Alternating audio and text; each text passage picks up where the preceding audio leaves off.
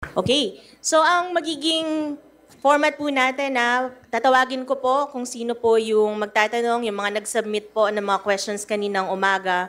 And then tayo po kayo, sabihin niyo po kung kanino niyo dinidirect ang inyong katanungan.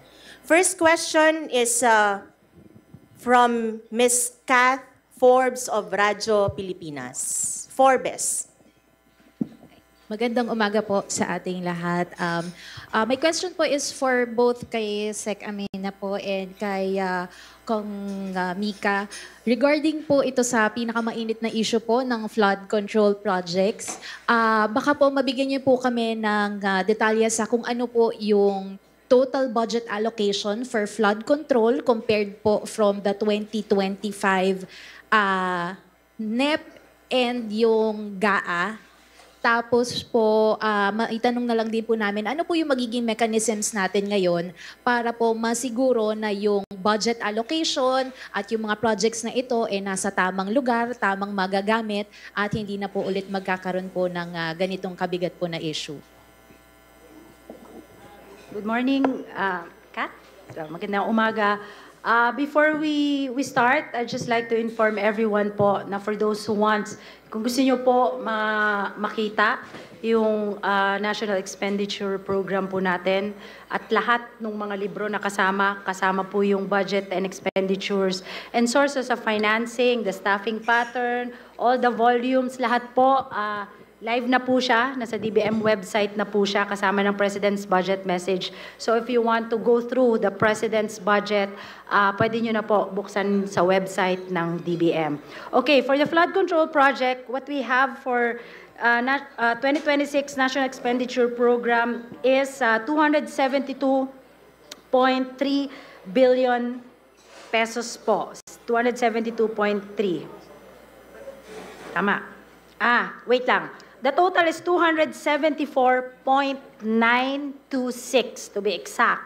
Yung 272.333, it's under the Department of Public Works.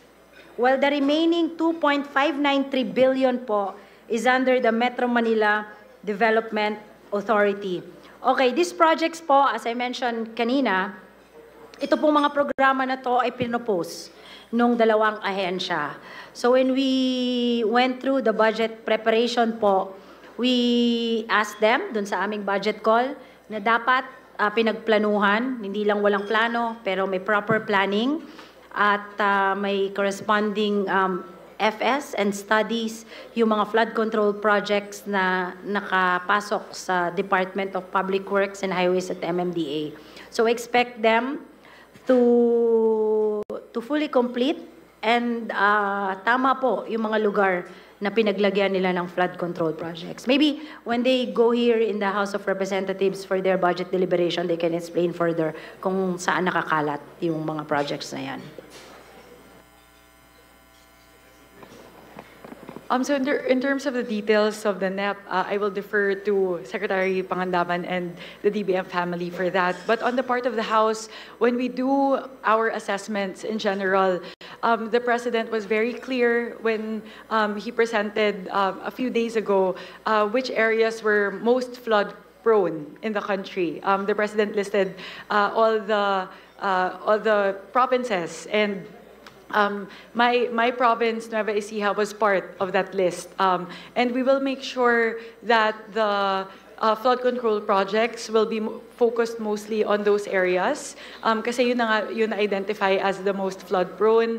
We will also coordinate with the respective RDCs and the respective regions, because there should be like an overall flood mitigation plan for the different areas. So those are the things that we're going to look at in terms of the need. So yun essentially, that's the mechanism that we will employ on the part of the House to make sure that the flood control programs and projects that will be there in the GAB and then later on the GAA will really be in those areas where they are most needed. So yun pa. Thank you, Ms. Kat. Thank you very much. Okay. May we invite si Ms. Yayam Dizon, Mr. Yayam Dizon, social media influencer, for the next question. My question is for Sec Pina. Ma'am, amidst all the tensions and unrest in other countries, like in Gaza and other conflict areas, do you have programs directed to our bagong Filipinos, no, to protect and assist them? And if there are any, how much is budgeted for them?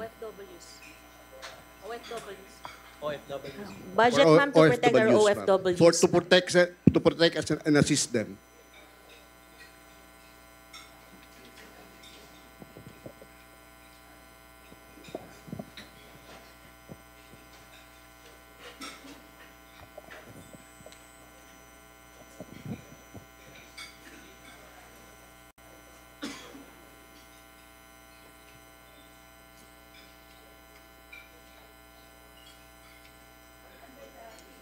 Yayam, hi. Good morning. Under the Department of Migrant Workers for 2026 SNAP, meron po tayong 10.202 billion po na naka-allocate na budget para sa kanila. Out of that po, merong 1.2 billion pesos na allocated para sa isang programa po nila, yung Action Fund. Agarang, Kalinga at Saklolo para sa mga OFWs na nangangailangan. This will provide assistance to OFWs including repatriation, shipment of remains, evacuation, rescue, and other analogous help or intervention to protect rights of the Filipino nationals. Tapos, meron din pong 1.287 billion pesos po for the emergency repatriation program. Nagbibigay din po ito ng assistance in bringing back distressed OFWs and human remains during crisis such as war, epidemics, natural and man-made disasters, or similar events affecting the OFW employment. Meron din po diyang, ang mga suporta po dyan ay pwedeng in the form or transportation, temporary shelter, food and hygiene kits, mental health services, cash and medical aid, funeral services po dun sa mga pumanaw, immigration-related fees and other support for shelters of OWAS 24/7 services. Sir. Okay. Thank you very much, Sec Mina. Next question, Marco from Philippine Star.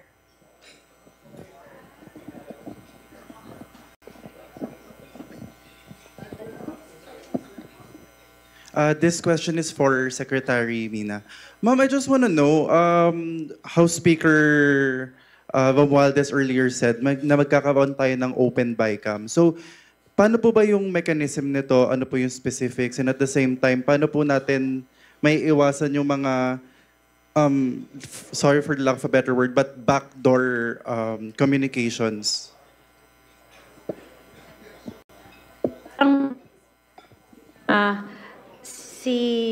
Yung chairman natin ang sumagot dahil proseso nila dito yan sa Kongreso, yung BICAM. Thank you very much.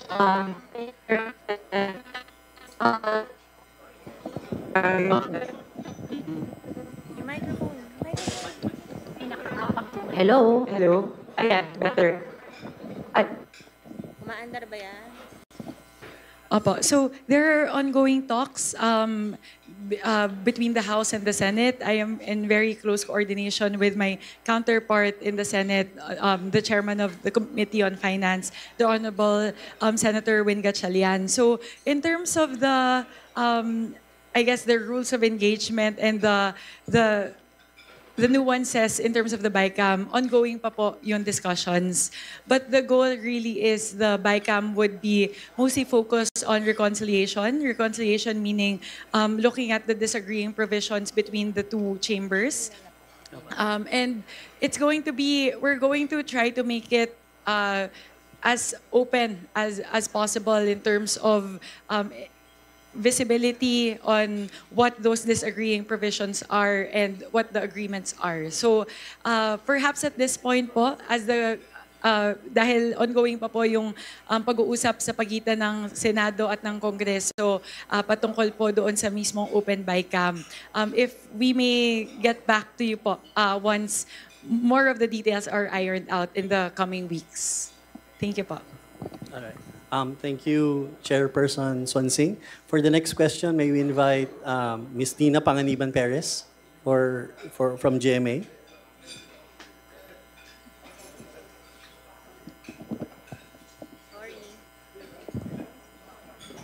Hello.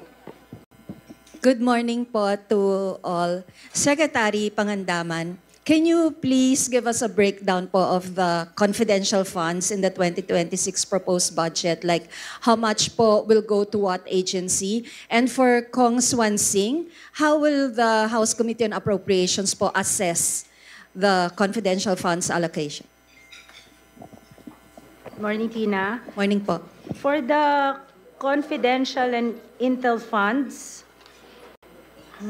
for 2026 National Expenditure Program, ang total po ng Confi and Intel is 10.77 billion pesos. Ang breakdown po nito is confidential is 4.368 billion at ang Intel po ay 6.398 billion pesos.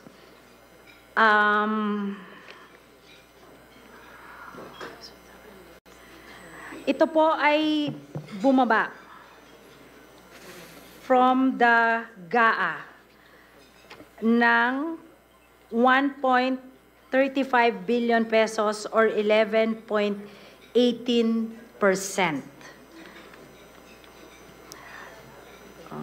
Breakdown. Hindi ko Ito po, hindi ko po mabasa. Blurred siya. Okay. Sa total na lang, Ms. Tina, and then I can give you, kasi may breakdown eh. Yes po, ma'am. So for the, ito. Ayan.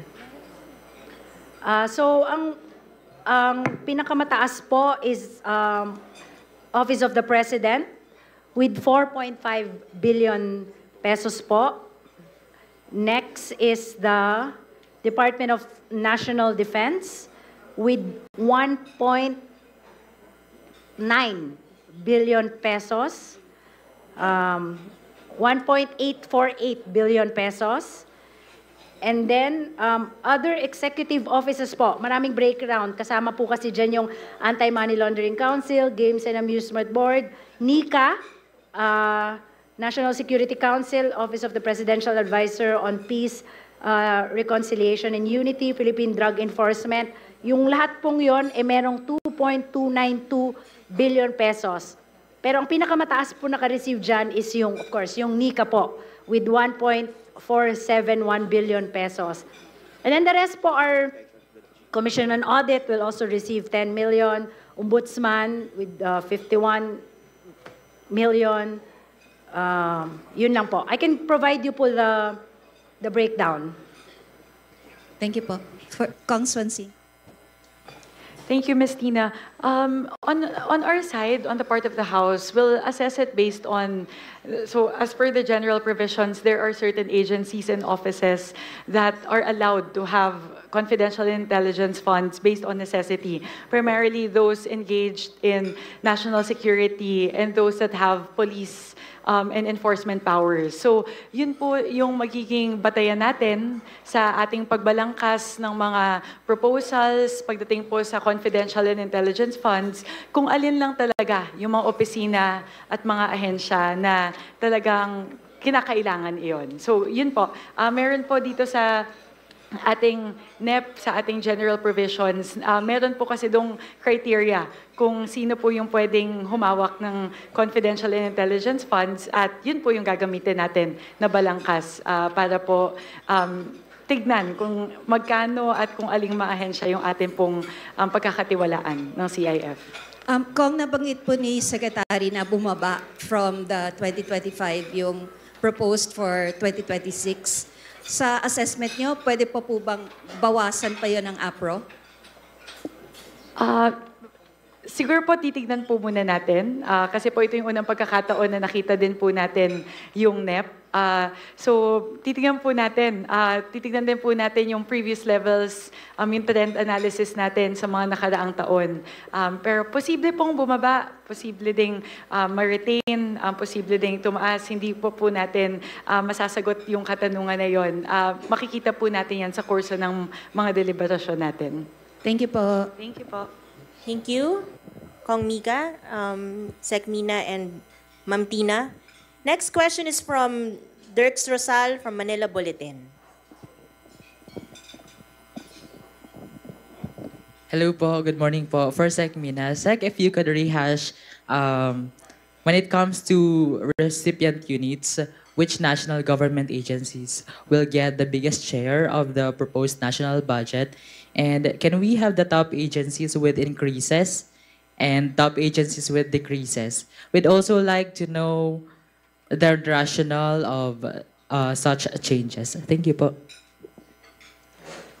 Okay, yung tatlong tanong yun, ha?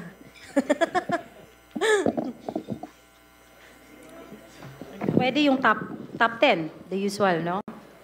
Number 1, Department of Education with 928.52 billion pesos. Next is the Department of Public Works and Highways, 881.31 billion. Next is Health with 320.52 billion. Next is Defense, 299.3 billion. Interior and Local Government with 287.48 billion.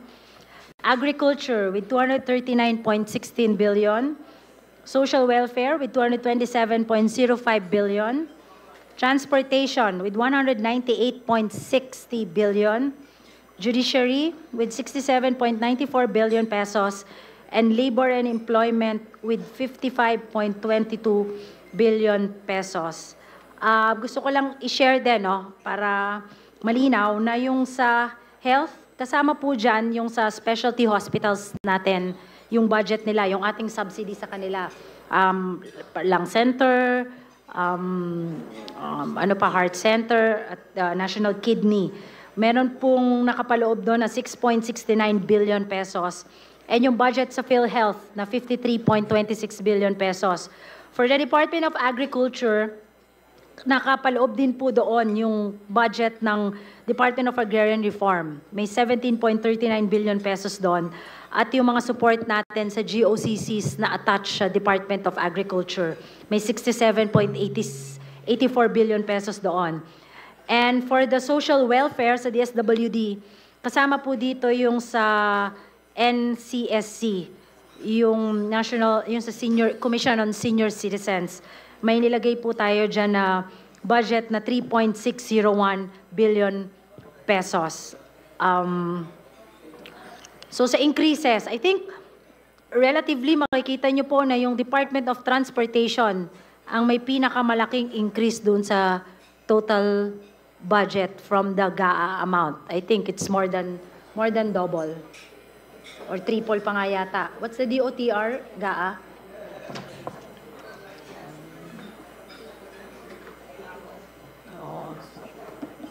Ano yung GAA ng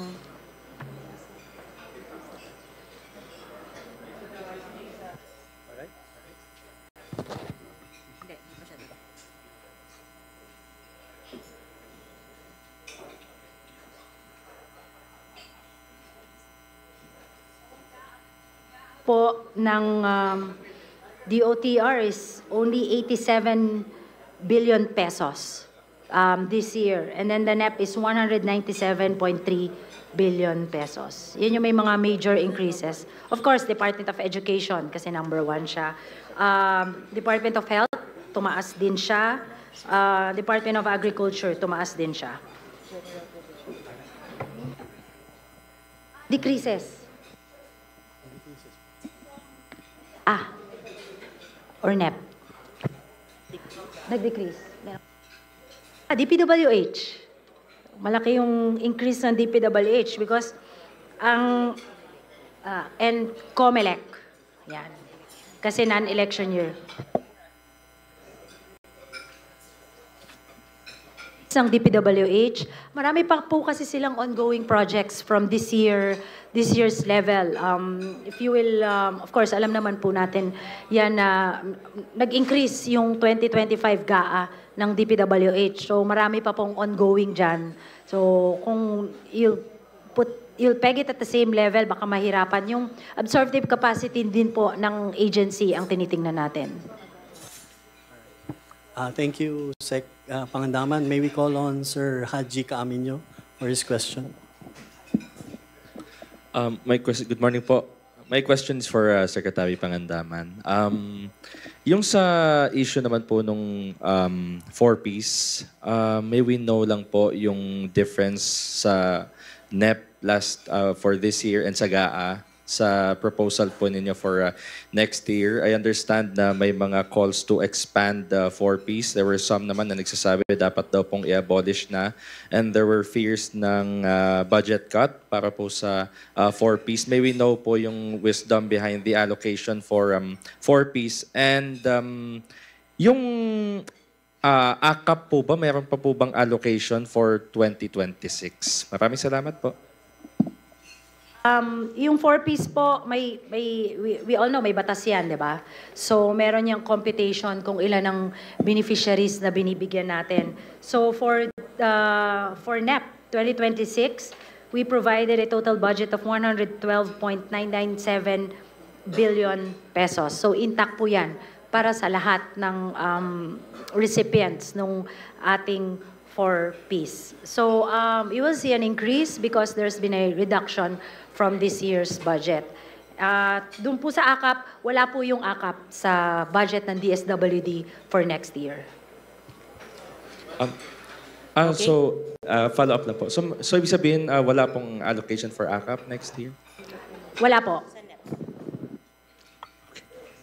Okay, thank you. Okay, thank you.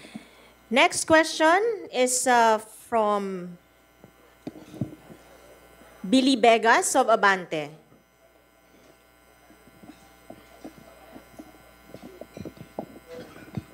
Magandang umaga po. Kay Secretary Pangandaman po. Tatanong ko lang po kung magkano po yung allocation para sa 20 pesos na bigas for next year.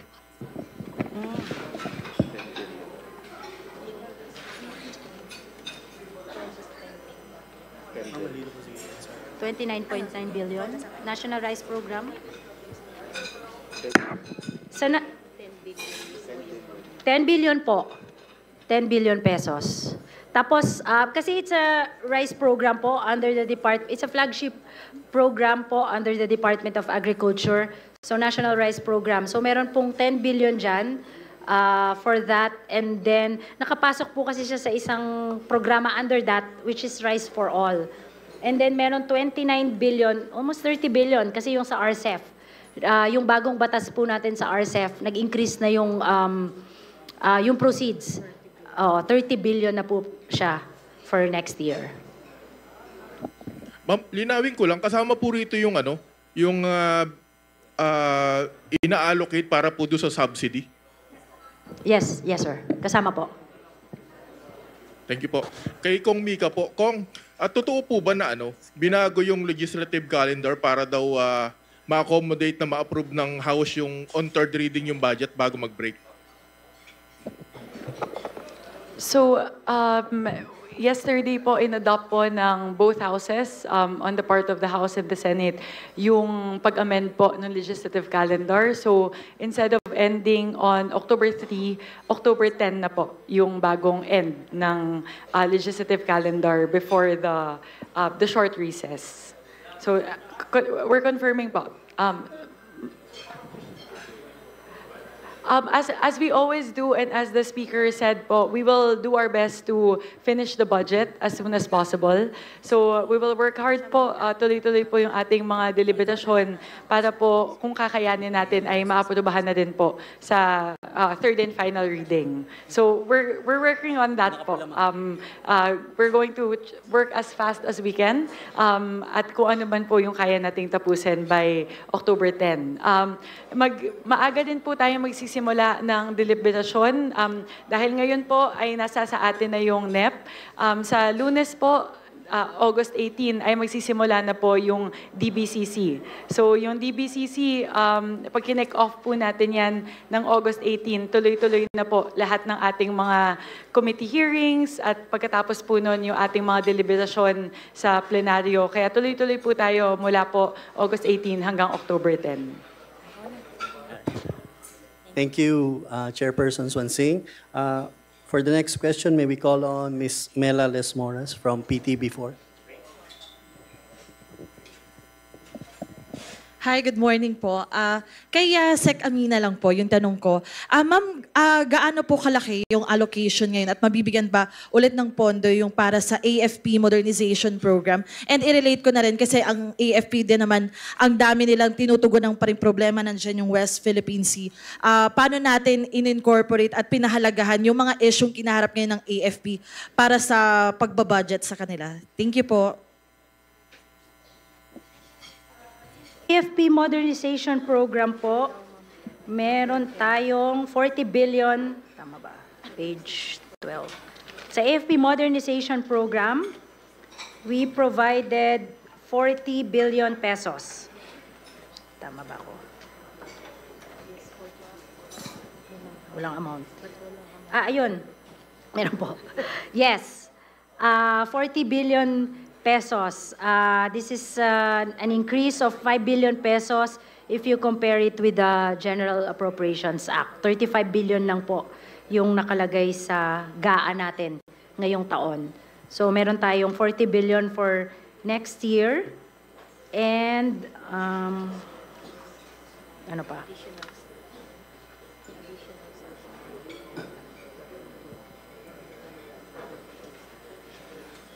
Ayan, may dadagdag si Asec Rhea. Asec Rhea de la Vega for BPEG.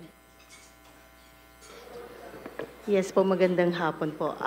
For the additional sources po ng modernization in order to address kasi talagang malaki yung pangangailangan, meron ho tayong batas na isa batas, yung pong Self-Reliance Defense Act. Kaya po, pinag-uusapan, pinag-aaralan kung paano po tayo makakapag-access ng other sources, like for example, yung mga loan or grants.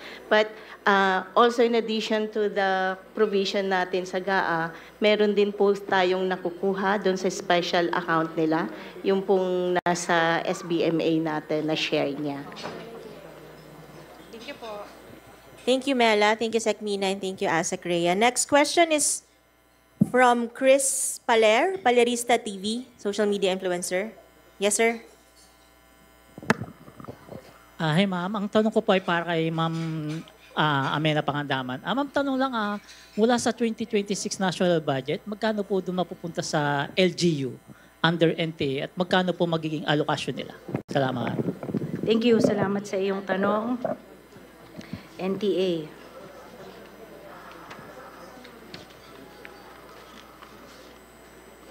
$23.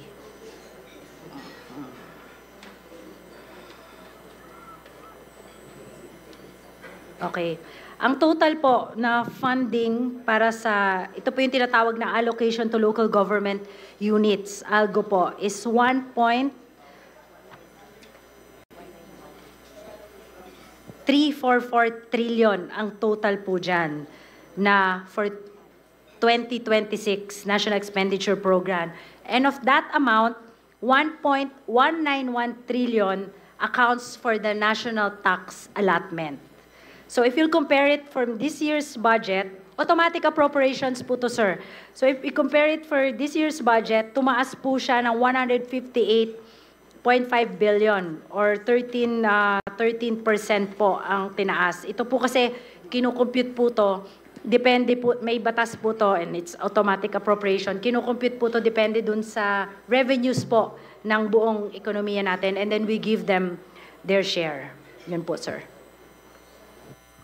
Okay, thank you po. All right. For the next question, may I call on Mr. Ed Sarto from DZME?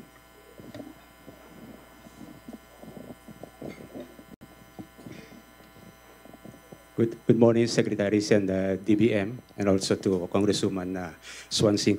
Based on your briefer, ma'am, The debt burden is already pegged at 978.7 billion pesos, close to trillion already. And this is, I understand, is automatic appropriations. Hindi ko pa na-browse yung briefer. May we know how much is the proposed planned borrowings for next year's to finance this 6.793 trillion pesos? Thank you po. Okay. I'll ask ASEC Romy to reply. ASEC Romy? Yeah. So, meron tayong deficit na around 1.5 trillion for 2026. And there will be a gross borrowing around 2 trillion na hihiramin pa ng ating Department of Finance. So, ang mangyayari, pero ang debt to GDP ratio natin from 2025 is already at 61.3% of GDP. We are trying to really move towards a downward trajectory until 2028, magiging 60.3% of GDP. Tumataas yung utang, pero we make sure that our GDP growth would really outgrow our debt increases. So, kailangan po natin tingnan natin na yung debt to GDP is actually decreasing over time. Ngayon, paano natin ma-ensure na yung debt to GDP is decreasing? Titingnan natin yung deficit to GDP. Yung deficit to GDP po natin ngayon for 2025 is targeted at 5.5%. For next year, 2026, bababa po siya ng 5.3 deficit to GDP. So may kita natin na kahit tumataas yung utang, yung deficit to GDP ay pababa po. Ito po ay totoo hanggang 2028. And kung extend pa natin hanggang 2030, meron din kaming projection para dyan na makukuha natin ng 3%, 3.1% to GDP by 2030. Last question po. How much is the target revenue collection for 2026?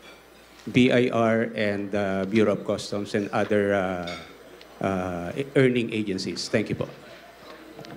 Okay, for 2026, yung total revenue collections would be 4.983 trillion. And then yung tax revenues would be 4.6 trillion. Non-tax revenues would be 350 billion. And then yung disbursement natin nasa 6.6 trillion. So all in all, ang ating deficit would be 1.6 trillion and that's equivalent to 5.3% of our GDP. Pababa po yung deficit to GDP. Thank you, ASEC Romy. Thank you. For the next question, may we call on Ms. Krisha Subing from Inquirer? Hello po, good afternoon. Balikan ko lang po yung tanong ni Haji kanina regarding yung AKAP po. What is the wisdom behind removing po the allocation for AKAP for 2026? May natitira pa pong pondo for 2025 and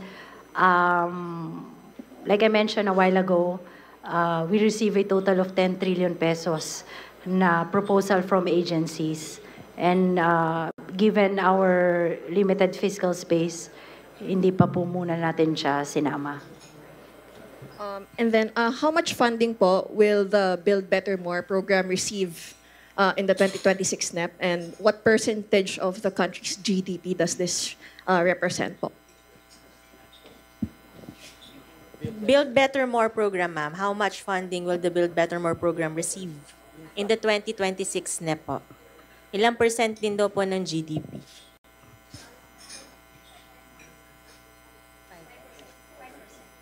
5%. 5%.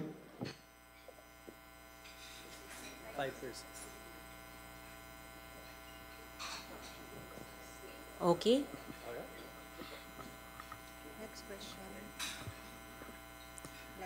For the last question for this morning, may we call on Joe Capisonda, social media influencer from Kakofi. Hello po, good morning. With the recent blunders of flood control projects, syempre nagsisimigaw yung tao sa corruption, transparency, accountability sa public spending o government spending. You've launched recently yung Project Dime. Can you tell us about the Project Dime and how does it really help address corruption issues with the government? Thank you. Inimbitahan po namin kayo sa formal launching ng Project Dime. Maybe that's in 2 weeks. So it is an real-time, August 16 ba? Real-time portal po sa DBM. Kasama po natin dyan ang DPWH, ang UP NOAA, ang DOST, and even DICT. We will, dun po sa page na yon, you will see po line by line lahat ng infrastructure projects po na nakalagay sa ating General Appropriations Act. And you will see there po then sa site na yon yung actual location ng mga projects and then actual implementation stage ng mga projects na nasa GAA po. So, at ang magandang feature din po niyan is that the public can open and then they can also put in their comments doon sa mga programa na yan. For example po, sa lugar nyo, taga saan po kayo? Kunyari sa Marikina, may proyekto ka doon na isang daan. Nakita mo yung daan nakalagay doon. Hanggang ngayon, nakalagay doon, bidded out, and then for implementation. Pero pag nakikita nyo po na walang nangyayari until now, pwede nyo pong i-report doon sa portal na yun. So, ayan. Iimbitahan din po namin kayo lahat sa formal launch ng ating project. Okay, that concludes our press briefing for this morning's turnover of the 2026 NEP. We thank DBM Secretary Amenah Pangandaman, House Committee on Appropriations Chair Representative Mika Swansing, and our senior officials from the DBM for joining this press con. And of course, our friends from the media. Huwag kayong mag-alala, ang dami niyong tanong. Meron pa pong press con tomorrow, 2. And then sa susunod na araw po, meron po ulit press con si Sec Mina. May sasabihin po si Kong Mika. Opo, very quickly lang po, siguro on the part of the House, Mina Pangandaman for today. Thank you for your time po, Sec. And we look forward to deliberating the NEP and later on the GAB. Yung sa amin po siguro, one important announcement lang on the part of the House is deliberations kick off na po on August 18.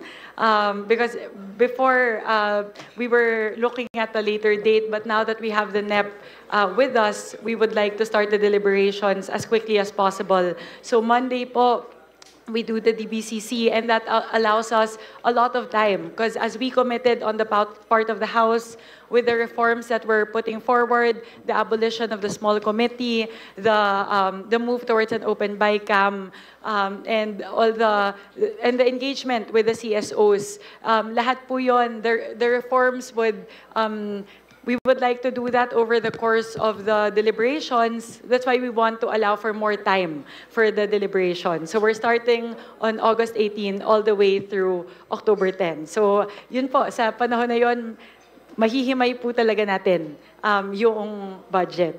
Yun na po, August 18, we start here on the House. Thank you. Thank you very much po. Thank you, Kong Mika. Thank you rin, Director Jake.